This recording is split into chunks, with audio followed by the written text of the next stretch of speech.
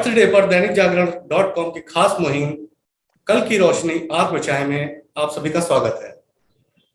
हम इस मुहिम के तहत, जैसा कि आप जानते हैं, कि कई सारी इन्वायरमेंटल स्टोरीज, इन्वायरमेंटल हीरोज की कहानियां, रिसर्च और बहुत सारी चीजें लेके सामने आ रहे हैं। इन्हीं मुद्दों पर आज बात करने के लिए हमारे साथ हैं नागालैंड के chief forest conservator and head of forest force Nagaland, Dharmendra Prakash ji. Sir नमस्कार। नमस्कार विवेक जी, आपको बहुत बहुत शुक्रिया कि आपने इस समसामयिक विषय पे एक चर्चा का आयोजन किया और मैं दैनिक जागरण को बहुत बहुत धन्यवाद देना चाहता हूं कि इस तरह के इश्यूज पे वो आम जन का जो है ध्यान आकर्षित करने की कोशिश कर रहे हैं, तो इसके लिए बहुत बहुत धन्यवाद आप लोगों का। Thank you sir. सर आज जैसे कि पूरे दुनिया में पर्यावरण एक बहुत बड़ी चुनौती पर्यावरण संरक्षण को लेकर हमारे सामने है कि धरती का तापमान बढ़ रहा है, जगह जगह कभी ज्यादा बारिश हो जा रही है, कभी सूखा पड़ जा रहा है। इसमें लोग बताते हैं कि मतलब विशेषज्ञ बताते हैं कि जंगलों की बहुत महत्वपूर्ण भूमिका रहती है हमारे पर्यावरण को बचाए रखने में। तो सर ये भूमिका कैसे होती है, थोड़ा सा इस पे अगर हमारे दर्शकों को जानकारी दें। हाँ, ये एक बड़ा इम्पोर्टेंट पहलू है इस पूरे पर्यावरण संरक्षण का।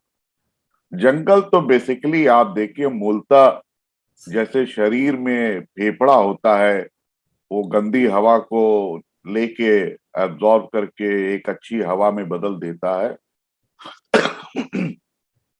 जंगल मूलतः उसी तरह से मानव जात के लिए काम करते हैं। ऐसा माना जाता है कि किसी भी देश के लिए 1/3 अपना भौगोलिक क्षेत्र जो है वन क्षेत्र से आच्छादित होना चाहिए।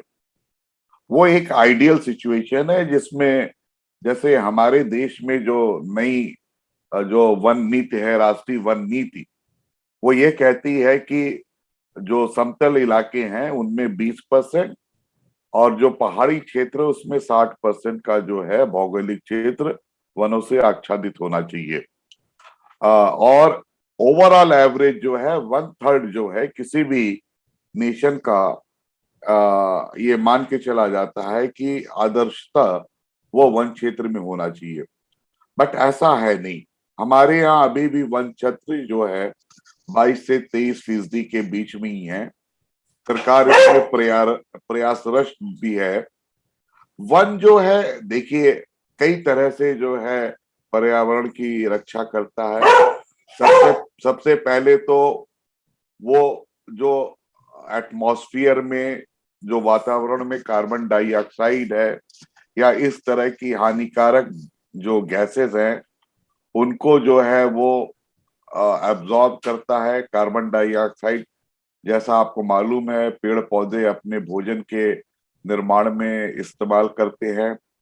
उसके अलावा वन जो है, जब भी कहीं वन होता है तो भूमि का क्षरण, जैसे बारिश होती है और जो हमारी जो टॉप सॉइल होती है जो सबसे ज्यादा फर्टाइल होती है वो बह जाती है एक तेज पानी के बहाव से, तो वन उसको भी रोकते हैं। फिर वन पृथ्वी पे एक जैव विविधता, एक बायोडाइवर्सिटी है, उसको भी मेंटेन करने में हमारी मदद करते हैं।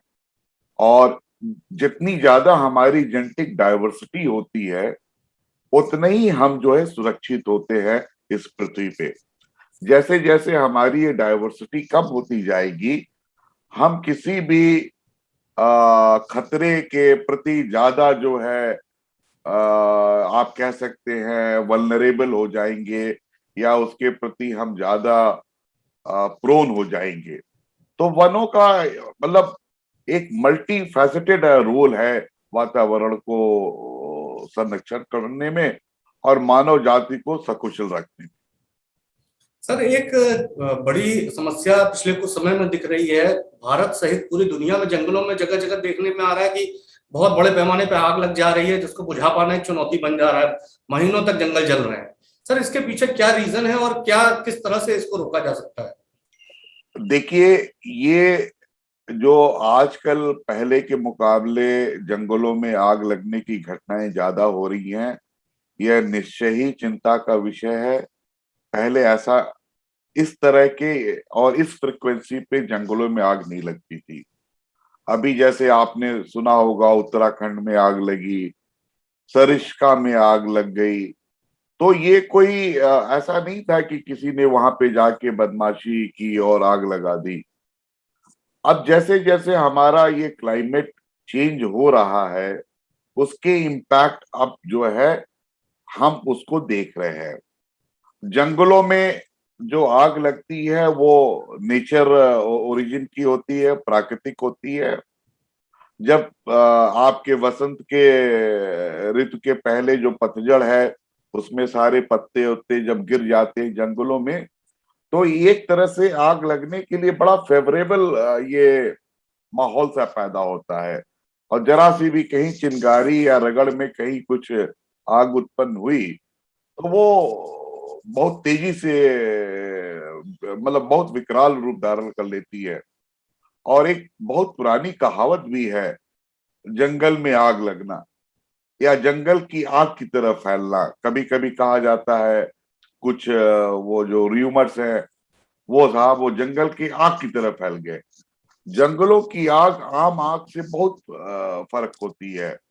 आपको अगर कभी ऐसा देखने को मिलेगा तो आप यकीन नहीं कर पाएंगे कि कितनी तेजी से आग विकराल रूप धारण कर लेती है और हमारे कंट्रोल के बाहर हो जाती है। ये तो रही बात कि ये जलवायु परिवर्तन के कारण ये इस तरह की जो घटनाएं हो रही हैं, ये अब काफी कॉमन हो रखी हैं। सरकार ने इसका संज्ञान भी लिया है। अब हम लोग जो है जंगलों की आग को रोकथाम के लिए सैटेलाइट का इस्तेमाल करते हैं। हमारी एक राष्ट्रीय संस्था है फॉरेस्ट सर्वे ऑफ इंडिया, भारतीय वन सर्वेक्षण, ये देहरादून में है। तो ये हर दिन हम लोगों को सारे स्टेट्स को, चाहे वो नागालैंड हो, उत्तर प्रदेश हो, सारे स्टेट्स को इंफॉर्मेशन आ जाती है कि सैटेलाइट के थ्रू किन किन जगहों पे आपके स्टेट में आग लगी हुई है। फिर वो उन्होंने एक आप क्या कह सकते हैं कि एक क्लाउड बेस्ड मैसेजिंग सिस्टम है जिसमें हमारे फील्ड ऑफिसर्स को भी ये अलर्ट चला जाता है। कंसर्न फील्ड ऑफिसर जिसके इलाके में आग लगी है उसको अलर्ट चला जाएगा कि भाई आपके इलाके में ये 2 दिन से यहाँ पे आग की घटना लगी हुई है, तो आप इस पे कुछ करें। और ये सूचना जो है हमको भी आती है, सारे राज्यों के प्रमुख वन संरक्षकों को आती है, तो उस पे हम लोग त्वरित कार्रवाई करते हैं। अब केंद्र सरकार और राज्य सरकार एक समन्वय के साथ जंगलों में लगी हुई आग को प्रभावी ढंग से नियंत्रण करने की कोशिश कर रहे हैं। तो सरकार ने इसको एक बहुत प्रायोरिटी सेक्टर में रखा है। केवल वन विभाग ही नहीं, इसके लिए राष्ट्र ये नेशनल डिजास्टर मैनेजमेंट अथॉरिटी और राज्य स्तर पे स्टेट डिजास्टर मैनेजमेंट अथॉरिटी और ये सारी तरह के फोर्सेस भी काम करती हैं। 2 साल पहले की बात है, नागालैंड का एक बहुत प्रसिद्ध टूरिस्ट स्पॉट है जुकू वैली, वो नागालैंड और मणिपुर के बॉर्डर के बीच में है, वहां पे आग लग गई थी। तो उसके लिए हम लोगों ने एयरफोर्स का भी मदद ली, पुलिस भी थी हमारे साथ, स्टेट डिजास्टर रिस्पांस फोर्स भी था, और साथ ही साथ आम जनता भी हमारे साथ जुड़ी थी। अब हम लोग जंगलों की आग के रोकथाम के लिए जो जंगलों के अगल बगल रहने वाले आबादी है उनके साथ जो सहयोग करते हैं, उनको ट्रेनिंग देते हैं। ऐसे जो एक्टिव मंथ्स हैं जिसमें आग लगने की खतरा ज्यादा संभावना होती है, उसमें हम लोग जो है लगातार वॉच करते हैं, पेट्रोलिंग करते हैं और इसको प्रभावी तरीके से जो है फील्ड में इसको काम किया जाता है। सर, क्लाइमेट चेंज के इस दौर में बहुत सारे जीव विलुप्त हो रहे हैं। जंगलों और वन्य जीवों को लेकर क्लाइमेट चेंज के इस दौर में आपको क्या लगता है सबसे बड़ी चुनौतियां क्या हैं हमारे सामने? देखिए, क्लाइमेट चेंज का जो प्रभाव है वो बहुआयामी है, मल्टी डायमेंशनल है। सबसे पहला तो जो प्रभाव होगा वो आदमी के या पशुओं के, जीव जंतुओं के स्वास्थ्य को लेके होगा, जिसके लिए एक हमारे स्वास्थ्य के लिए एक आदर्श जो वातावरण है वो नहीं रहने से हमें दुनिया भर की जो है तकलीफें होंगी। वो एक बड़ा इशू है। दूसरा है क्लाइमेट चेंज का जो इम्पैक्ट है आपकी फूड सिक्योरिटी पे भी पड़ेगा। फूड प्रोडक्शन बहुत ड्रास्टिकली रूप से कम हो जाएंगे। फिर इसका जैसे अभी हमने बात की, डायवर्सिटी जो है, जैव विविधता, ये हमारा एक मूल मंत्र है जीवन के सफलता पूर्वक इस पृथ्वी पे रहने के लिए। जैसे जैसे जैव विविधता कम होगी और ये जंगली जानवरों या पशु पक्षियों ये विलुप्त होते जाएंगे, तो ये केवल वो नहीं विलुप्त होंगे, ये हमको भी बहुत विपरीत तरीके से, प्रतिकूल तरीके से प्रभावित करेंगे। और जो सबसे मतलब दूरगामी परिणाम ये होगा कि क्लाइमेट चेंज की वजह से एक बहुत बड़े स्तर पे मानव का माइग्रेशन देखा जाएगा। जैसे इतिहास में दो कंसिडरेशंस होते हैं जिसमें मानव एक जगह से दूसरे जगह तक जाता है, जो एक है राजनीतिक कारणों की वजह से और दूसरा है प्राकृतिक कारणों की वजह से।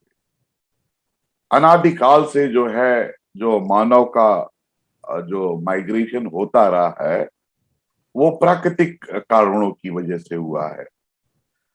कई नदियां थी जिनके किनारे सभ्यताएं विकसित हुई, नदियों में पानी कम हो गया, जीवन के भरण पोषण के लिए वो पर्याप्त नहीं रही, तो फिर उसके हिसाब से फिर जो है उनके उस पे जो निर्भर आबादी है वो माइग्रेट करती है। बट अब जो क्लाइमेट चेंज की वजह से माइग्रेशन होने की संभावना है वो बहुत बड़े स्तर पे होगी। ऐसा माना जा रहा है कि अगले 40-50 सालों में जब समुद्र का लेवल बढ़ेगा तो हमारी करीब 20 से 25% की आबादी जो है तटीय इलाकों में रहती है। ये इलाके अगर डूब के क्षेत्र में आ जाएंगे तो इतनी बड़ी पॉपुलेशन का माइग्रेशन, फिर आपका हाई लैंड उसको एकोमोडेट कर पाना बड़ा मुश्किल होगा और ये समस्या और भी मल्टीपल फोल्ड हो जाएगी जब आपके पास फूड भी नहीं होगा। तो ये एक बड़ा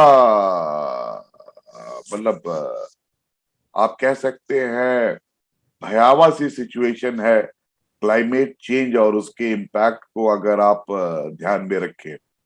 इसके लिए सरकारों ने, हमारी राष्ट्रीय सरकार ने, दुनिया भर की सरकारों ने काफी सकारात्मक कदम उठाए हैं। जैसे अभी कुछ महीनों पहले जो COP26 में माननीय प्रधानमंत्री जी ग्लासगो यूके गए थे, तो वहां में एक हमने कमिटमेंट दिया है कि हम 2070 तक हमारा नेट जीरो उत्सर्जन होगा। नेट जीरो उत्सर्जन का मतलब ये है कि हम जितना भी इस तरह की ग्रीन हाउस गैसेस उत्सर्जित करेंगे अपने इंडस्ट्रियल या जो भी ऑटोमोबाइल सेक्टर के थ्रू, उतनी ही को एब्जॉर्ब करने की कैपेसिटी हमारे जंगलों में होगी, हमारे वातावरण में होगी। तो ये एक लॉन्ग टर्म ऑब्जेक्टिव है जिसके लिए सरकार ने अभी से जो है प्लानिंग भी कर ली है और ग्राउंड पे उसके काम भी हो रहे हैं। 2030 तक भारत ने ये कमिट किया है कि वह 3 करोड़ हेक्टेयर जो डिग्रेडेड फॉरेस्ट लैंड है उनको रीस्टॉक करेगा। मतलब हमारे पास वन क्षेत्र तो बहुत है, लेकिन वन क्षेत्रों की जो वो उत्पादकता है वो उतनी नहीं है, वो डेंस फॉरेस्ट नहीं है। जैसे जैसे हमारे फॉरेस्ट डेंस होते जाएंगे वो वातावरण से हानिकारक गैसेस का एब्जॉर्प्शन करने में हमारी मदद करेंगे। सर अभी एक हाल में एक मैं स्टडी पढ़ रहा था, उसमें ये था कि शहरों के पॉल्यूशन को घटाने में भी बहुत सारे अलग अलग पेड़ मदद कर सकते हैं। उनका नेचर होता है कि वो पॉल्यूशन को कुछ एब्जॉर्ब कर लेते हैं। तो सर इस पे कुछ हम लोग का ज्ञान बढ़ाएंगे कि किस तरह से पेड़ हमारे शहरों में पॉल्यूशन को घटाने में मदद कर सकते हैं। देखिए, सबसे पहले तो इस पे जो हमारे पूर्वज कह के गए थे कि भाई हर घर में एक नीम का पेड़ लगाना, एक तुलसी का लगाना। नीम का पेड़ के बारे में ये वैज्ञानिक रूप से ये कहा माना जा रहा है कि ये ध्वनि प्रदूषण को कम करता है, वायु प्रदूषण को कम करता है। जिन घरों के अगल बगल नीम होते हैं, पीपल है, तो इस तरह के कुछ जातियां हैं पेड़ों की जो अर्बन एरियाज में आपको जगह तो नहीं मिल पाती ज्यादा, लेकिन उन प्रजातियों का अगर आप रोपण करेंगे तो निश्चित तौर से जो है प्रदूषण कम करने में, वातावरण को साफ सुथरा करने में सहायक होती है।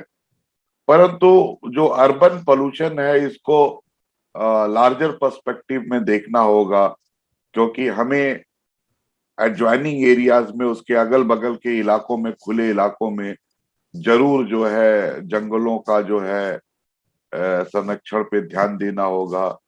जंगलों के संरक्षण के साथ साथ हमें जीव जंतु, पक्षियों, इनके संरक्षण पे भी ध्यान देना होगा। लेकिन विवेक, आज मैं यह बात आपसे कहना जरूर चाहूंगा कि जो मूलतः हमारा जो लाइफ स्टाइल है,